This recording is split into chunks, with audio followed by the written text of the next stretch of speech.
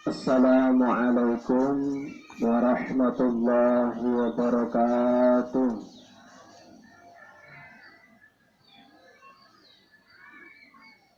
Bismillahirrahmanirrahim.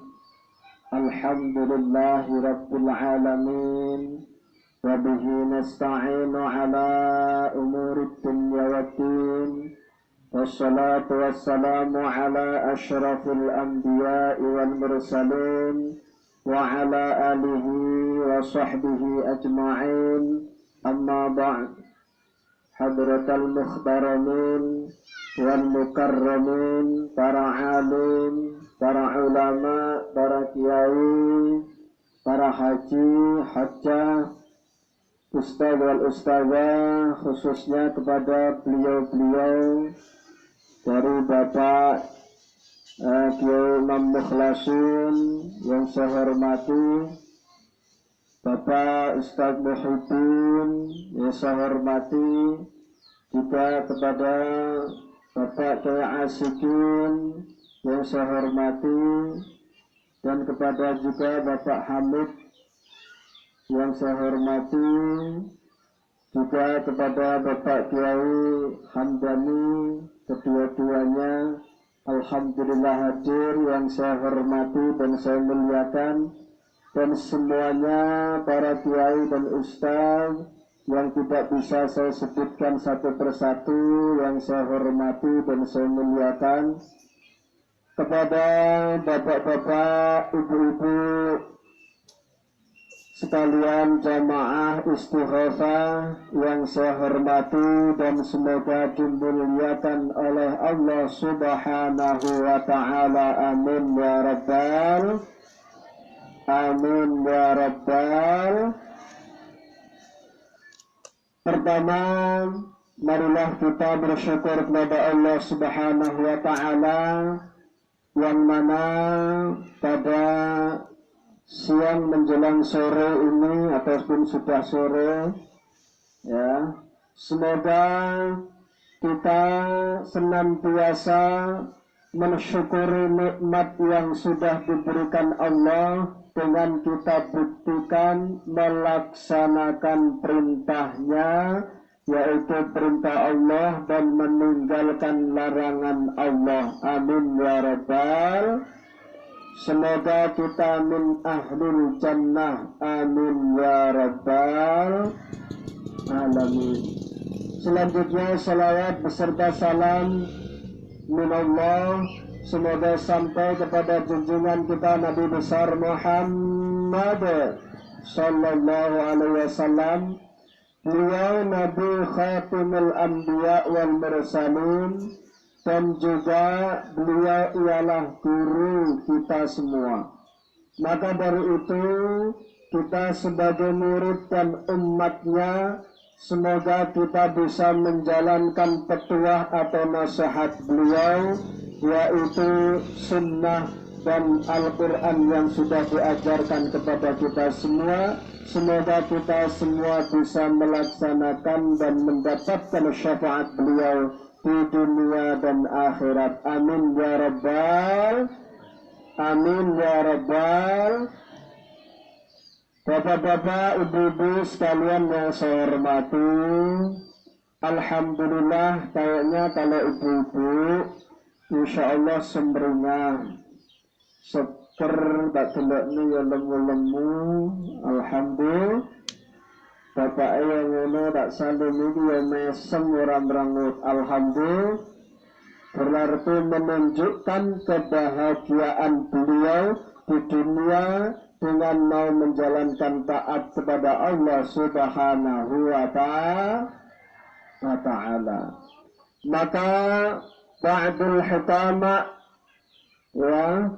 hikama atau setengahnya orang alim di bidang ahli hikmah ialah mengatakan bahwasanya amal itu membutuhkan 4. Yang pertama, amal membutuhkan ilmu. Apa bu? Amal membutuhkan ilmu. bahwasanya orang mau beribadah itu pastinya membutuhkan yang namanya ilmu. Dikarenakan dengan ilmu itu orang akan bisa menjalankan ibadah dengan benar. Dan dengan ilmu itu orang tersebut bisa yakin dalam menjalankan ibadah kepada Allah Subhanahu wa ta'ala. Jadi Rasul bersabda, tuba liman amila bi'ilmi. Keberuntungan bagi seseorang yang mau mengamalkan atau mau ibadah dengan ilmunya. Bahwasanya sholat kita harus fondasi dengan ilmu.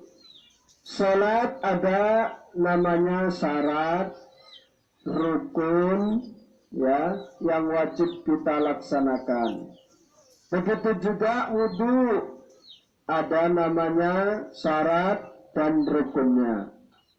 Jadi fardunya wudhu, yang fardu kita, yang harus kita laksanakan tentunya ada 6 dan lain sebagainya.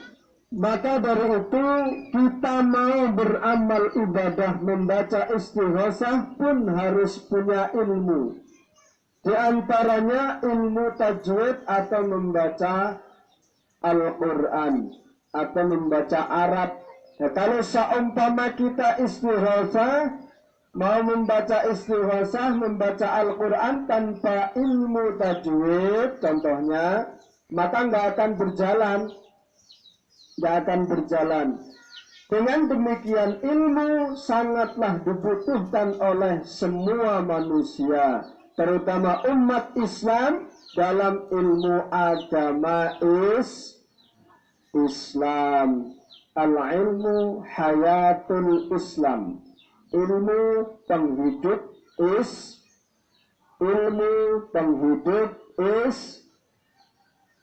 kalau orang punya ilmu, insya Allah Islamnya bangkit. Amin Allahumma.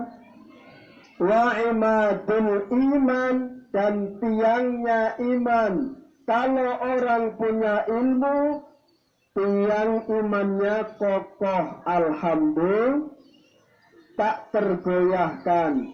Jadi nggak gampang terjual imannya, Islamnya nggak gampang terjual. Amin Allahumma. Amin Allahumma. Contoh, maksudnya terjual bagaimana Pak? Ya contohnya, seumpama kita manen tebu, ini kan masa-masanya manen, sekarang udah hampir habis ini. Jadi kalau seumpama kita menjual ya iman ataupun agama kita, itu bisa dilihat contoh daripada kita bekerja meninggalkan beberapa fardunya umat Islam. Jadi nek seumpama tebang tebu, nek ilmune kurang, keyakinannya kurang, kepada Allah nggak takut, maka sholat 5 waktu bisa bablas karena berat dengan manen benar dikatakan tadi, syair yang disemboyankan dikatakan oleh pembaca sholawat tadi. Maka dari itu, Bapak Ibu sekalian, ilmu sangat perlu kita dapatkan dengan cara yang bermacam-macam, di antaranya kita bertanya. Di setiap bukaan ada namanya kiai, ada namanya ustaz, wal ustazah, ataupun guru di bidang agama. Salah satu mendapatkan ilmu itu ialah bertanya. Kita merasa belum tahu syarat rukunnya sholat, kita datang kepada Bapak Kiai Asikin, grup letter S, ya, ataupun Bu Sri Mulyo, contohnya Pak Hamid, Pak Yai Irfan dan sebagainya. Sri Mulya Pak Imam Mukhlasin, Pak ya Imam Mukhlasin contohnya. Yang nggak usah repot-repot kita, seumpama mau tanya, ya kita malu nggak bawa apa-apa, ya bawa aja rokok bagi bapak-bapak. Nggak punya rokok, ya nggak usah bawa apa, punyanya cuma snack, ya warungan, bawa aja snack. Nggak punya apa-apa, snack nggak punya, rokok nggak punya, apa-apa nggak punya, bawa aja nekat. Nekat silaturahim kepada Bapak Ustadz dan Kiai supaya untuk bisa mengambil ilmu darinya. Kita belum benar sholatnya, tanya, Pak, satu, saya silaturahim. Nomor dua, ingin tahu sebenarnya saya jelaskan, tolong beberkan syarat rukunnya sholat. Oh iya, gampang itu. Nanti saya pelajari, kita pelajari bersama-sama. Kalau kita di dunia membutuhkan para alim, para ustadz, di setiap bukaan, setiap desa, ataupun bahkan di lain desa, itu termasuk orang yang insya Allah beruntung. Kalau orang menyia-nyiakan orang alim, maka itu akan menjauhkan sedikit demi sedikit kepada Allah Subhanahu wa Ta'ala. Apa menah kok benci? Kalau seumpama sudah membenci, apalagi kalau sudah membenci Pak Yainya, sholat saja nggak disukai. Kalau sudah membenci kiai, ya, atau orang alim di lingkungannya, kalau membenci musuh, bisa-bisa yang dibenci hal yang disengiti, diingkari. Tapi kalau membenci ahlul haq, orang yang benar, bahkan orang benci itu kalau tidak benar dibenci. Kalau yang benar bisa jadi dibenci karena sudah ada bumbu daripada kebencian. Maka jauhilah dari prasangka yang tidak baik kepada para alim setempat, ya. Di setempat bukaan, mari kita merasa butuh kepada beliau, tanya dengan ilmu atau perkara yang belum paham, tanyakan kepada beliau. Supaya apa? Memompa diri kita, menyemangati diri kita, supaya ibadahnya benar-benar sesuai dengan yaitu para alim ulama. Jadi amal itu membutuhkan berapa Bu tadi? Membutuhkan 4 perkara. Yang pertama apa tadi? Membutuhkan amal, membutuhkan ilmu. Diingat, ini boleh nanti jajannya nanti bawa pulang, nanti ketemu tetangganya jajannya apa ini. Nomor 2 apa? Amal membutuhkan 4 perkara. 1, jadi ilmu. Amal membutuhkan ilmu. Yang nomor 2, di samping amal itu membutuhkan ilmu, amal itu membutuhkan niat. Ya, amal itu membutuhkan niat. Dikarenakan niat itu bisa menggantungkan amal kita kepada siapa kita beramal, kepada siapa kita beribadah. Maka dari itu innamal a'malu binniyat. Apal kabeh alhamdulillah. Coba Bu bareng-bareng innamal. Wes alhamdulillah ustazah kabeh ini santrine. Bahwasanya sesungguhnya setiap amal itu tergantung niatnya. Itu artinya kalau kita sholat itu ada namanya niat.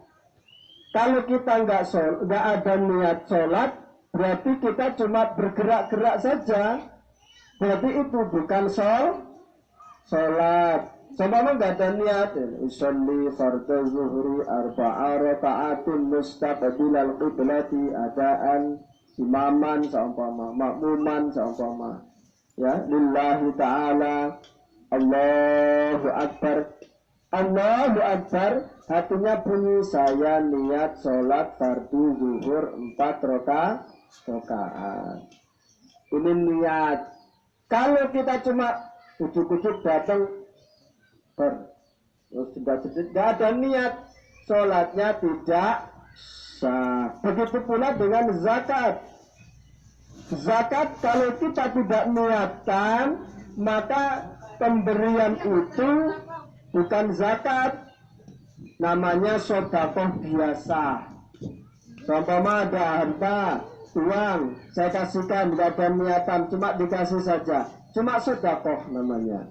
Kalau zakat itu wajib memerlukan niat. Nawaitu an ukhrija zakatal fitri, zakatal mali, fardhu lillahi ta'ala. Saya mengeluarkan zakat fitrah, saya mengeluarkan zakat harta untuk diri saya, fardu karena Allah Ta'ala. Itu niat. Bahkan sampai ke jenjang pernikahan pun harus ada niat, biar nilai kita dalam berumah tangga ibadah semua. Wajib diniatkan sunnah Rasul atau niat itba' li Rasulullah lillahi ta'ala. Jadi mengikuti sunnah Rasul atau ibadah lillahi ta'ala. Jadi semuanya kita bermesra, memanggil, mendidik bersama, itu semuanya ialah nilainya ibadah. Maka innamal a'malu binniyat, niat sangatlah penting sekali untuk amal kita diterima oleh Allah Subhanahu wa ta'ala. Maka niat itu bisa mengarahkan kemana jalan kita ibadah. Kadang niatnya lillahi ta'ala, ya, tapi membelok. Kadangan bisa jadi Allahu Akbar, keberatan calon mertua, jadi sholatnya dibagus-bagusin, Allahu Akbar, maka nilainya pun akan berkurang. Maka dari itu amal membutuhkan berapa, Bu? 4 perkara sudah disebutkan tadi dia. Yang pertama amal membutuhkan, yang kedua amal membutuhkan, 1 amal membutuhkan ilmu, 2 amal membutuhkan niat, yang nomor 3 amal membutuhkan kesabaran di tengah-tengahnya. Karena apa? Kalau orang beramal tanpa ada kesabaran, bisa jadi tidak selesai dalam beramalnya. Bahkan bisa jadi tidak istiqomah dalam beramal. Saya contohkan, sholat. Kalau kita tidak sabar dalam menjalankan sholat, maka bisa jadi sholatnya tidak istiqomah. Ya, fadil pertama sekarang sholat, ya. Bisa jadi sholat itu paling singkat, ya kalau umum itu orang Indonesia itu 10 menit, ya, sholat lebih sedikit bisa, bahkan malah banyak yang kurang. Maka sholat itu bisa jadi tempuh 10 menit, ya, itu sudah lama. Kalau subuh bacaannya sudah semua dibaca, tajwidnya sudah mapan semua, kekhusyuannya bisalah insya Allah dihandalkan. Tapi kalau seumpama tidak sabar, maka bisa jadi sewaktu-waktu tidak istiqomah, tidak contohnya seperti istighosah seperti ini. Istighosah ini sudah berjalan. Berdirinya istighosah ini ialah tanggal 1 2017. Tanggal 1 tahun 2017. Tepat tanggal 12 Rabiul Awal lahir baginda Rasulullah Muhammad sallallahu alaihi wasallam. Jadi kalau sekarang nama bulan Maulud, tanggal 12 Rabiul Awal, tepat tanggal 1 tahun 2017.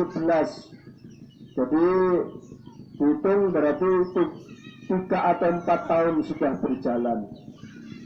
Kalau seumpama ini nggak sabar keterjang corona, yakin sudah mati ini kegiatan. Na'udzubillah ini. Tapi alhamdulillah kadang berangkat bawa cadar, yang di sini dibuka. Insyaallah salimna min afatid dunya wa azabil akhirah. Amin ya rabbal. Selamatkan ya Allah dari mara bahaya dunia dan akhirat. Amin ya rabbal. Jadi amal itu memerlukan yang ketiga, kesabaran. Kalau seumpama nggak sabar, bapak sama ibu yang nggak jadi sampean, masih berumah tangga 2 hari sudah takut, nggak sabar, ya nggak jadi. Kalau sabar, insya Allah jadi. Begitu pula mencari ilmu seperti ini. Kalau sabar, ya dapat ilmu. Kalau nggak sabar, ya nggak dapat ilmu. Kadang sudah nunggleng motor menurut mangkat terus bintang koncone, Pak rewangi ngunggahne genteng, akhirnya udah sudah mangkat rapenak. Coba bilang saja, bener aja Pak, besok saya sekarang mau ngaji gitu, nggak apa-apa juga. Tebang-tebing pun seperti itu. Maka kalau kita sabar dalam menjalankan taat, dalam menjalankan kehidupan, insya Allah mendapat ridha Allah Subhanahu wa ta'ala. Sabar itu, kalau orang sabar, insya Allah mengalahkan orang ampuh. Nah, ada semboyan dong Jawa. Wong Jawa ada semboyan. Jadi badak karo tunggak, badak karo tunggak. Jadi kan bagi tunggak, badak sehebat-hebatnya badak iso mabur, sesangar, itu masih kalah dengan tunggak. Tunggak di sini sebelah dia ini panasi, nah kadangnya seireng, tapi tetap di situ tunggak itu. Tunggak itu pokok kayu yang sudah ditebang, itu namanya tunggak cara bahasa Jawa. Marga Jaya bukan lainnya, walaupun tebu, kalau sabar ya tetap di situ orang-orangnya. Paham Bu? Sabar. Kalau nggak sabar ya cukup doser teko, padahal doser lahane wong wis murat mare muslimatane ya mati. Na'udzubillah min.